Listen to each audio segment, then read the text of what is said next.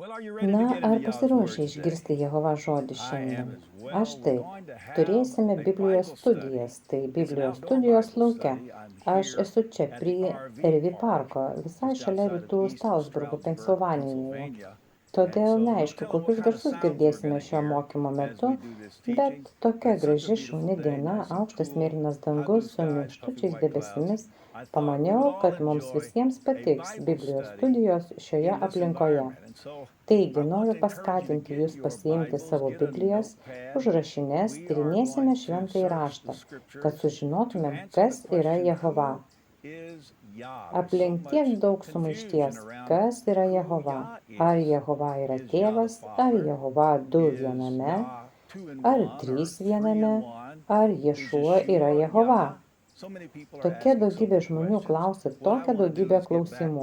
Ką aš noriu padaryti, tai sugrįžti į raštą ir tiesiog pasinaudoti paprastu rašto aiškinimu, kad pasakyti, kas Jehova yra. Ir noriu pradėti nuo Ješua, kadangi Biblija mums sako, kad Ješua žodžiai yra galutinis žodis visais klausimais. Taigi, jei norite suformuoti savo doktriną, eikite ir studijuokite, ką Ješua mokino apie jūs dominančią temą ir tada patikėkite tuo, ką Ješua mokino. Ir tada priverskite visus kitus rašto autorius sutikti su Ješua.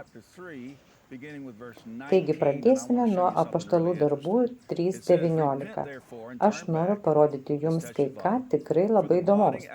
Čia sakoma, tad atgailaukite ir atsiverskite, kad būtų panaikintos jūsų nuodėmės, kad nuo šeimininko artumo ateitų atgaiva. Ir čia kalbama apie išsiliejančią Jehovą dvasią. Ir kad jis atsiųstų Ješua Mesiją. Mesijas reiškia pateptasis. Iš ankstiniu paskirimu jums jis yra iš anksto paskirtas Jehova planui, kurį turi priimti dangus iki visų dalykų atnaujinimo meto, apie kurį Elohim kalbėjo visų savo pranašų lūpomis nuo seno. Juk Mozė tėvams pasakė, Jehova, jūsų Elohim, iš jūsų brolių pakels jums tokį pranašą kaip aš. Klausykite jo visame kame, ką tik jis jums sakys.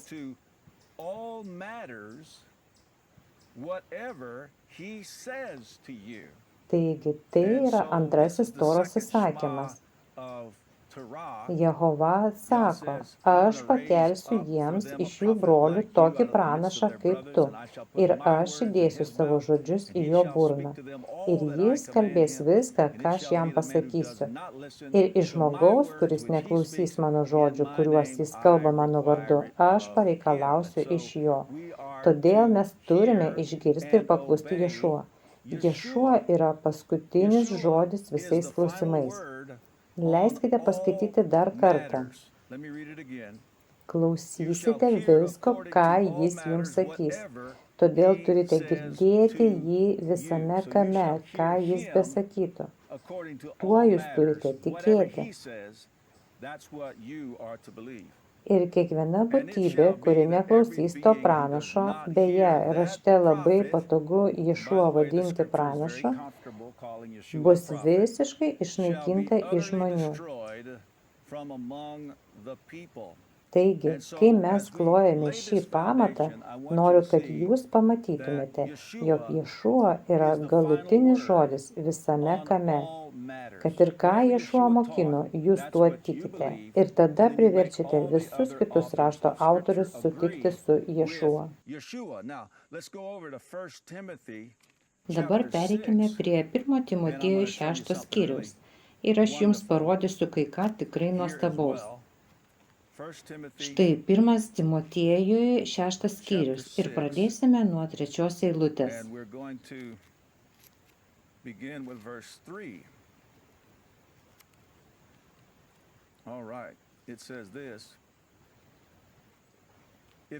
Taigi čia sakoma, jei kas nors moko kitaip ir nesutinka su sveikais mūsų mokytojo Ješuo Mesijo žodžiais, bei nuolankumo mokymų, tas yra išdidus, nieko neišmano, jis nesupranta nieko, serga nuo ginčų ir nuo svaidymosi žodžiais, jis nori tik ginčytis, iš ko atsiranda pavydas, nesantaika, šmeižtas, pikti įtarinėjimai ir beverčiai kivirčai tarp sugedusio proto žmonių, praradusių tiesos nuovoką ir manančių, jog nuolankumas esąs priemonė pasipelnyti.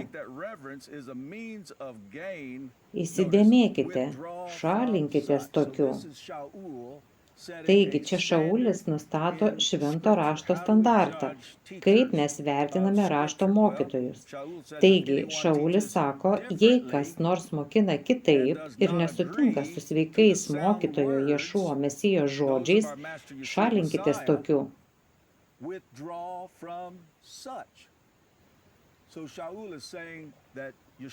Taigi Šaulis sako, kad Ješuo žodžiai yra sveikos doktrinos standartas. Vėl eikite pas Ješuą, studijuokite tai, ką jis sakė apie tam tikrus dalykus, patikėkite tuo ir tada priverskite visus kitus rašto autorius sutikti su Ješuo. Jei jie nesutinka, jei kuris mokytojas nesutinka, tada jūs turite šalintis tokių. Sakyčiau, tas pats standartas galioja ir Šauliui, Pauliui, kad Paulius niekada nemokino nieko, kas buvo kitaip ar nesutikdamas su Ješuo. Nes jei jis būtų tai daręs, tai pagal jo standartą turėtume nuo jo pasitraukti. Galvoju apie 1 Korintiečiams 11 skyrių 1 eilutę, kur Šaulis sako, kopijuokite mane, kaip kad aš kopijuoju mokytoją. Taigi, žinant šios dalykus, dabar apžvelgsime Jono 17 skyrių. Pažiūrėsime, ką Ješuo sakė apie savo tėvą. Jono 17 skyrius, pradedant nuo 1 eilutės. Čia sakoma,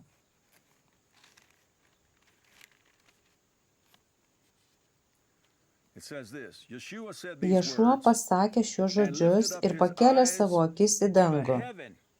Taigi jis meldžiasi. Ir jis pasakė, Tėve. Taigi, kam jis meldžiasi? Ar jis meldžiasi pats savo? Ar jis meldžiasi į du viename? Ar jis meldžiasi trejybei? Ne, jis meldžiasi savo tėvui. Taigi, jis pakėlė savo akis į dangų ir pasakė, Tėve, atėjo valanda, pašlovink savo sūnų. Čia jis kalba apie save. Taigi, jis žinojo, kad jis buvo Dievo sūnus, ne sūnus Dievas.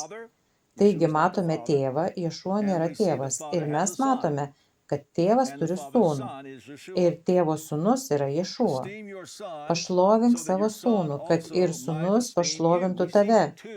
Šiame sakinyje matome dvi asmenybės. Kaip tu jam davei? Kai jis pasakė tu, jis kalbėjo apie savo tėvą. Kaip tu jam davei sūnaus valdžią? Jei tu esi Dievas, tau nereikia suteikti įgaliojimų. Jei tu esi Elohim, tau nereikia suteikti įgaliojimų. Bet tėvas davė sūnui valdžią, dėmesio virš kiekvieno kūno, kad jis duotų amžinąjį gyvenimą visiems, kuriuos jam davė. Taigi, visiems tiems, kuriuos tėvas davė Ješuo. Ješuo turi valdžią iš tėvo duoti amžinąjį gyvenimą. Taigi, čia nėra painiavos. Mes paprasčiausiai suprantame eilutes ir mes matome tėvą ir matome sūnų. Matome tą, kuris turi valdžią ir duoda valdžią, ir matome tą, kuris gauna valdžią. Sakoma, o tai yra amžinasis gyvenimas. Na, tai turėtų atkreipti kiekvieno tikinčiojo dėmesį. Taigi, Ješuo ruošiasi apibrėžti amžinąjį gyvenimą. Kas yra amžinasis gyvenimas? O amžinasis gyvenimas yra tai, kad jie pažintų tave, apie ką jis kalba, apie savo tėvą. Jis vis dar meldžiasi savo tėvui, o amžinasis gyvenimas yra tai, kad jie pažintų tave, tėve. Jis nekalba apie save, jis nekalba savo, jis nekalba 2 viename ar 3 viename, jis kalba savo tėvui, o amžinasis gyvenimas yra tai, kad jie pažintų tave. Dėmesio, vienintelis tikrasis Elohim, taigi Ješua savo tėvą vadina vieninteliu tikruoju Elohim. Kitaip tariant, vienintelis, kuris yra tikrasis Elohim. Jei jis vienintelis, tai jis yra vienas. Jis yra Elohim, vienas pats. Ir taigi Ješua tai labai aiškiai pasakė. Jis neįtraukia savęs. Jis nekalba apie trejybę. Jis nesako, aš esu tėvas. Jis sako, kad amžinasis gyvenimas yra tai, kad jie pažintų tėvą, jo tėvą. Ir jis sako, jo tėvas yra vienintelis tikrasis Elohim. Ką šie žodžiai reiškia? Jie kažką reiškia. Vienintelis reiškia, kad jis yra tas vienintelis. Vienintelis tikrasis Elohim. Taigi, tėvas yra vienintelis tikrasis Elohim. Taigi, kai Biblija kalba apie Elohim pagal Ješuą, tai kalbama apie tėvą. Ir tai yra amžinasis gyvenimas, kad jie pažintų tave, tėve, vienintelį tikrąjį Elohim. Ir, kitaip tariant, taip pat Ješua Mesija. Mesijas reiškia pateptasis. Tu negali būti tas, kuris patepa, ir taip pat tas, kuris yra pateptas. Ir Ješua Mesija, kurį tu, tėve, pasiuntei. Tu negali būti siuntėjas ir pasiųstasis. Taigi, tai yra aišku. Yra tėvas, tėvas turi sūnų. Tėvas davė valdžią sūnui. Tėvas davė žmonės sūnui, su kuriais dalysis amžinuoju gyvenimu. Ir tai yra amžinasis gyvenimas, kad jie pažintų tave, kalbant apie tėvą, vienintelį tikrąjį Elohim ir Ješua Mesiją, pateptąjį, kurį tu atsiuntei. Šios kelios eilutės labai aiškios. Dar kartą, tai yra Ješua, tai yra, ką Ješua mokina apie savo tėvą. Ješua yra paskutinis žodis kiekvienu klausimu. Visos sveikos doktrinos yra įsišaknijusios Ješua žodyje. Jei kas nors mokina kažką kitokio, ar nesutinkant su sveikais Ješua Mesijo žodžiais, pasitraukite nuo tokių. Visa tai yra šventajame rašte.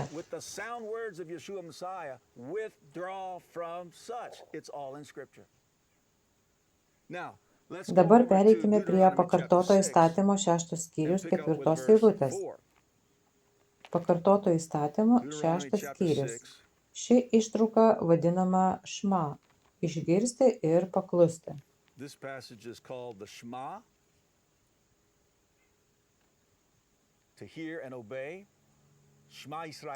Šma Izrael, Jehova Eloheinu, Jehova Echad. Paskaitykime, klausyk Izraelį, Jehova mūsų Elohim, pagal Ješuą, kuris yra vienintelis tikrasis Elohim, tėvas. Taigi, Jehova yra mūsų Elohim, Jehova yra tėvas. Klausyk Izraelį, Jehova mūsų Elohim, kalbant apie tėvą, Jehova yra vienas. Ne 2, ne 3. Pagal Ješuą Jehova yra vienintelis tikrasis Elohim, kalbant apie jo tėvą. Ir tu mylėsi Jehovą savo Elohim, kalbant apie tėvą. Tėvas nori būti mylimas visa savo širdimi ir visa savo esybė ir visomis jėgomis. Taigi, tėvas nori būti mylimas visa mūsų esybė. Ir kaip mes jį mylime? Ir šie žodžiai, kuriuos tau šiandien įsakau, bus tavo širdyje, ir tu mokysi jų savo vaikus ir kalbėsi apie juos, kai sėdėsi savo namuose, būdamas kelionėje, guldamas ir atsikeldamas. Prisitvirtink juos kaip ženklą prie savo rankos ir prie kaktos, ir užrašyk juos ant durų staktų ir savo kiemo vartų. Taigi mes mylime Jehovą, pastatydami jo žodį į reikšmingumo ir svarbos viršūnę mūsų gyvenime. Mes mylime Jehovą, būdami paklusnus jo įsakymams. Kai raštas kalba apie Jehovą mūsų Elohim, jis kalba apie Ješuą tėvą.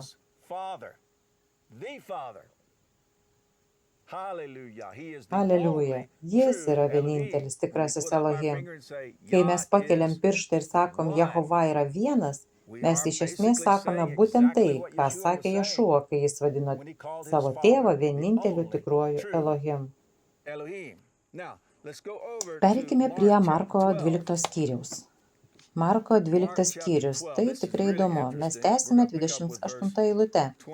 Čia sakoma, ir vienas iš rašto aiškintojų priėjęs arčiau girdėjo, kaip jie samprotauja, kalbant apie Ješuą ir Sadukiejus. Žinodamas, kad jis gerai jiems atsakė, paklausė jo. Raštininkas klausė Ješuą, kuris yra visų pirmasis įsakymas. Kitaip tariant, pirmasis pagal svarbą ir reikšmingumą. Čia sakoma, kuris yra visų pirmasis įsakymas.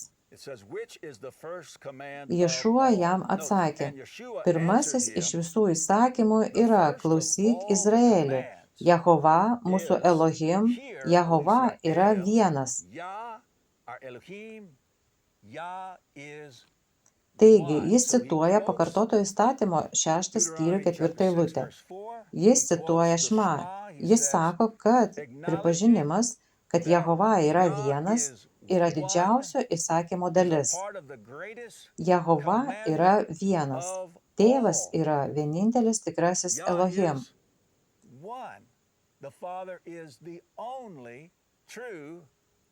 Jis toliau sako, ir tu mylėsi savo Jehovą, savo Elohim, kalbant apie tėvą, visa savo širdimi, visa savo esybė, visų protų ir visomis jėgomis. Ir čia jis cituoja pakartoto įstatymo 6 skyriaus 5 eilutę.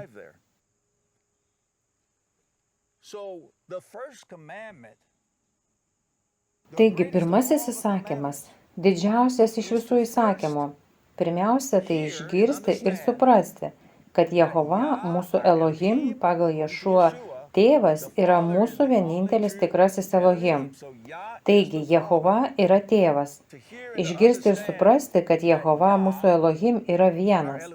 Ješuą nepretenduoja būti Jehova. Čia nekalbama apie 2 viename ar 3 viename, niekiek neužsimenama apie trejybę. Ir tu turi mylėti Jehovą, savo Elohim, tai yra tėvą, visą savo esybę, visą savo širdimi, visų protų, visomis jėgomis. Tai pirmasis įsakymas. Svarbiausias reikšmingas įsakymas yra žinoti, kad Jehova, mūsų Elohim, tėvas, yra Elohim vienas.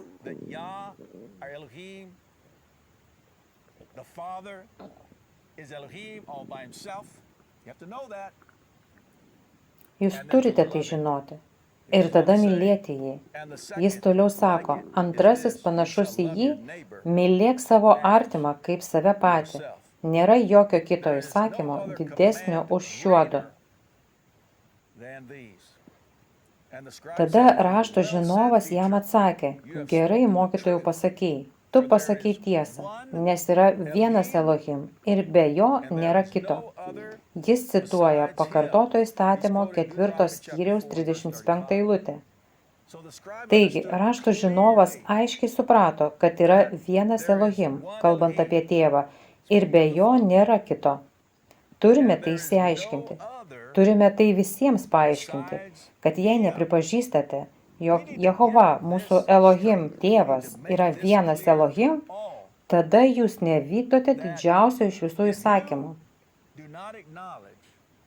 Kadangi Ješua pasakė, jog tai didžiausias iš visų įsakymų, pripažinti tai. The Father is Elohim all by himself,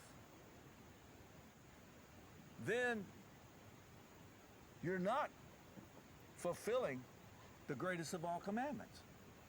Because Yeshua said it is the greatest of all commandments to acknowledge that. Jis toliau sako, He goes on to say, ir "And to love him mylėti with jį all the visa heart, širdimi, and with all visų the supratimu, understanding, and with visa all esybė, being, visomis jėgomis, bei mylėti savo artimą kaip save patį, yra daugiau negu visos deginamosios atnašos ir aukos." offerings." And so the scribe is just Taigi rašto agreeing žinovas tiesiog sutinka su tuo, ką Ješua pasakė. Rašto žinovas sako, gerai atsakėjai. in agreement Jie on that. sutarė dėl to, kad Jehova yra vienintelis tikrasis Elohim. Jis yra vienas Elohim. Jehova mūsų Elohim. Jehova yra vienas. Echad. Yah, our Elohim, Yah is one. Echad. Ir kai Ješua pamatė, kad jis atsakė And when išmintingai, Yeshua saw that he answered jis wisely, visiškai so he was sutiko su rašto agreeing žinovu. with the scribe. Kai Ješua pamatė, kad jis He says atsakė that when Yeshua išmintingai, saw that he answered jis jam wisely, he pasakė, said to him, tu "You are netoli not nuo far Elohim from the karalystės. reign of Elohim." Na, jei jūs nežinote šių dalykų, Well, if you jūs don't toli know nuo these to, things, nuo Elohim then you are karalystės. far from the reign of Elohim. Ir po to niekas nebuvo pakankamai drąsus jo klausinėti. Jis išsklaidė abejonės tą temą. To question Ir him, ne vienas nebuvo pakankamai drąsus jo klausinėti. and Mums no one reikia was bold skelbti enough šią tiesą garsiai ir aiškiai, kad visi išgirstų, kad visa ši painiava išaiškėtų. loudly and clearly Ir žmonės pradės suprasti, all to hear kad tai, ko Ješua mokė apie savo tėvą, all this confusion. ir yra atsakymas, ir yra tiesa, And people ir kad mes atsisakome leisti, kad tam tikros neaiškos eilutės, about his kurios yra pritemptos ir dėl kurių buvo diskutuojama šimtmečius, is the truth. būtų tomis eilutėmis, kuriomis remdamiesi kuriame doktriną, ignoruojant Ješuą, ignoruojant Torą. Certain obscure Ne. verses Mes turime tai peržengti. Mes pradedame nuo Ješuo, nes Jehova mums įsakė klausytis jo ir jam paklusti. design a doctrine on. Ir jis yra pagrindinis Toros mokytojas. Ignoring the Torah. Ir jis mokino šma meldžiantis tėvui. We start with Yeshua because we've been commanded by Yah to hear and obey him, and he is the ultimate Torah teacher, and he taught the Shema. Praying to his Father, he said, "This Jis is sakė, everlasting life, tai amžinas gyvenimas, kad jie pažintų tave, tėve, Father, the vienintelį only true tikrąjį Elohim, Elohim ir Mesiją Ješuo, Messiah kurį Yeshua, tu siuntėjai. whom you sent." Hallelujah. All right, now let's briefly go over Gerai, dabar trumpam eikime ir pažiūrėkime, ko mokė what Šaulis. we're going to see here Ir is that ką mes čia Shaul pamatysime, taught yra the tai, exact kad same Šaulis thing apie about tėvą Father that mokė Yeshua lygiai did. to paties, ko mokė 1 ir Ješuo. Corinthians 8, Pirmas verse Korintiečiams 8, pradedant 4 eilutę. it says, "So Čia then, sakoma, concerning the eating taigi of dėl stabams food paukoto maisto ar mėsos valgymo, mes žinome, kad stabas pasaulyje yra visiškai niekas ir kad nėra kito Elohim, išskyrus vieną. other Elohim but one." Apie ką jis kalba? Jis kalba apie Jehovą. He's speaking of Jis the kalba Father. apie We're gonna see tėvą. that here in just a moment. Mes pamatysime tai čia iš karto. Nėra kito Elohim In essence, išskyrus he's quoting vieną. Shema. I mean, he's Iš right esmės in jis line cituoja with šma. Yeshua. Aš turiu galvoje, kad jis visiškai atitinka Ješuo, kada Ješuo pasakė, tėvas yra vienintelis tikrasis Elohim. Jis toliau sako, nes net jei yra vadinamųjų galingųjų danguje ar žemėje, daug galingųjų ir daug mokytojų. Žiūrėkite, mums, apie ką jis kalba, tikinčiuosius Ješuo, mums, tikintiesiems, yra vienas Elohim. Ar tai nėra aišku? Yra vienas Elohim. Ješuo pasakė, tėvas yra vienintelis tikrasis Elohim ir mums tikintiesiems Ješuo yra vienas Elohim. Ir kas yra vienas Elohim? Tęskime skaityti. Tėvas. Vienintelis Elohim yra tėvas. Jis nepasakė, vienintelis Elohim yra tėvas ir sūnus kartu. Jis nepasakė, vienintelis Elohim yra tėvas ir sūnus ir dvasia kartu. Jis nepasakė, Ješua yra tėvas. Jis pasakė, mums tikintiesiems yra vienintelis Elohim. Ir kas jis yra? Mes norime žinoti. Kas jis? Jis pasakė, tėvas. Jis visiškai sutinka su Ješua, iš kurio visa kilę ir dėl ko gyvename mes. Ir vienas mokytojas Ješua Mesijas, pateptasis. Jis buvo tėvo pateptas, jis buvo išrinktas būti valdovu, Elohim karalystiai, per kurį visi atėjo ir per kurį mes gyvename, kalbant apie naują kūrinį. Taigi šiame sakinyje mes matome dvi asmenybės. Vienintelį Elohim, tėvą, ir tada vieną mokytoją, pateptąjį Ješua Mesiją. Taigi, šiame sakinyje turime dvi asmenybės. Lygiai taip pat, kaip darė Ješua, kai meldėsi savo tėvui Jono 17:1-3. Mes baigsime skaitydami 1 Timotiejaus 2 skyriaus 5 eilutę. 1 Timotiejaus 2 skyriaus 5 eilutė. Tai Šaulis, nes yra vienas Elohim. Na, jis jau pasakė 1 Korintiečio 8 nuo 4 iki 6 eilutės, kad vienintelis Elohim yra tėvas. Taigi jis neturi vėl to sakyti. Mes žinome, kad vienintelis Elohim yra tėvas, nes yra vienas Elohim ir vienas tarpininkas tarp Elohim ir žmogaus. Žmogus Mesijas, pateptasis, Ješua.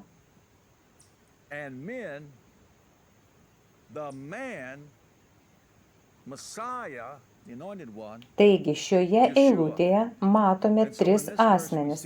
Matome vienintelį Elohim, mes jau žinome iš rašto, iš Ješua ir taip pat iš Šaulio kitoje vietoje, kad vienintelis Elohim yra tėvas, nes yra vienas Elohim ir vienas tarpininkas tarp Elohim ir žmogaus. Žmogus Mesijas Ješua.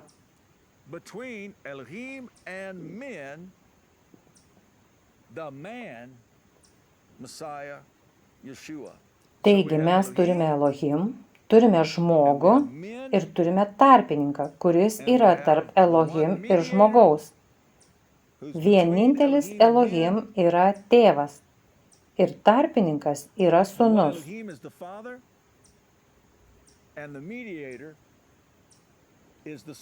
Tarpininkas yra žmogus Mesijas, Ješua.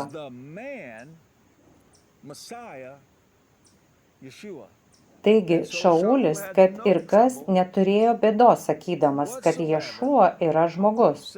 Jis yra žmogus, Mesijas, Ješua.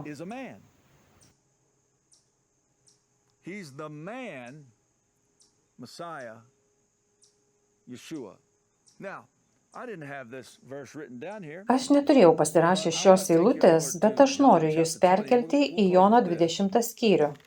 Kadangi žmonėms patinka eiti į Jono 1 skyrių ir sakyti visokius dalykus apie Ješuą. Gerai, atlikime Jono knygos parašymo misiją. Ką sako autorius? Jo misija rašant savo knygą yra.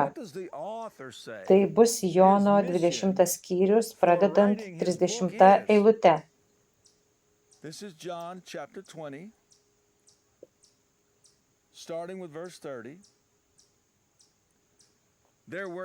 Iš tiesų buvo daug kitų ženklų, kuriuos Ješua padarė savo mokinių akivaizdoje. Dalykų, kuriuos jie matė, kurie nėra surašyti šioje knygoje. Žiūrėkite, bet šie buvo surašyti. Kitaip tariant, šie žodžiai, ši knyga buvo parašyta, kad jūs tikėtumėte. kad kažkuo tikėtumėte, kuo Johanan knygos autorius nori, kad skaitytojas patikėtų. Bet tai buvo parašyta, kad tikėtumėte, jog Ješua yra Mesijas.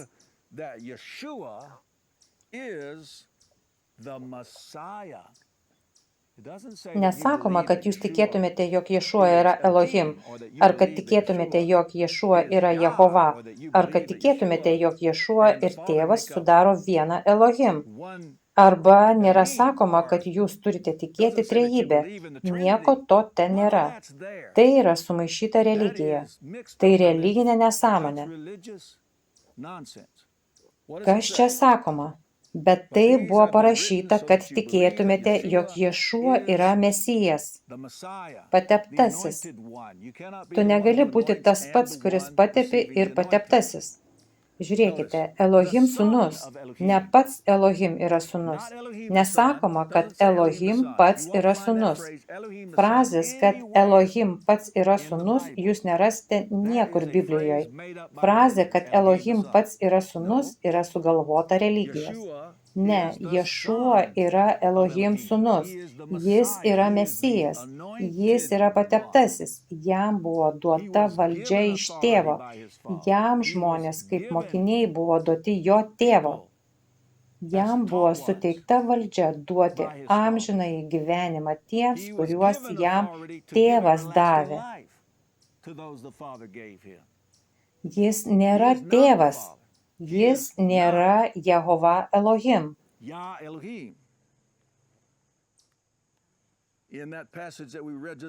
Toje ištraukoje, kurią skaitėme vos prieš akimirką 1 Timotėjaus 2 skyriaus 5 eilutė, Šaulis sako, žmogus Ješua Mesijas. Bet tai buvo parašyta, kad jūs tikėtumėte, kad Ješua yra Mesijas, Elohim sūnus, ir kad tikėdami galėtumėte turėti gyvenimą jo vardu. Kaip tu ketini priimti gyvenimą jo vardu? Netikėdamas visais šiais religijos sugalvotais dalykais, bet tikint, kad Ješua yra Mesijas ir kad jis yra Elohim sūnus. Jei tuo tikite, tada raštas sako, jūs galite turėti gyvenimą jo vardu.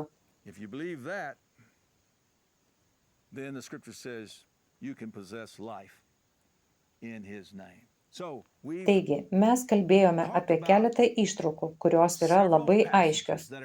Tai nėra diskutuojamos ištraukos ta prasme, kad žiūrėkite, sunku suprasti, kas ten sakoma.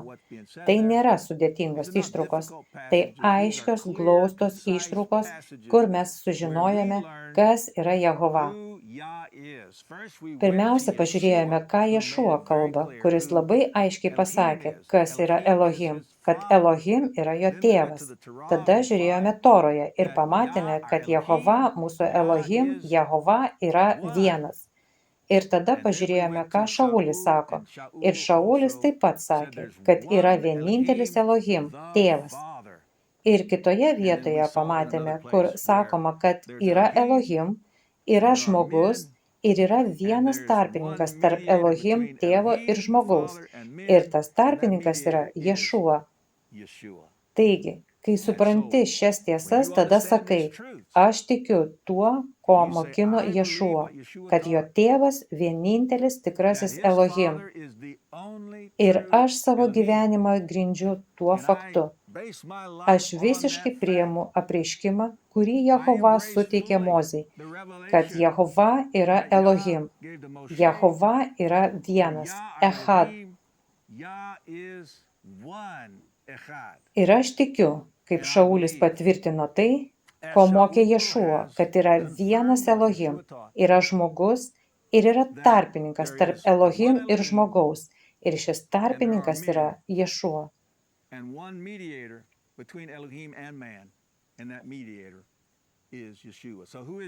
Taigi, kas yra Jehova? Jehova yra tėvas. Jei jūs tuo tikite ir mylite jį visą savo esybę, tada jūs paklūstate didžiausiam įsakymui iš visų.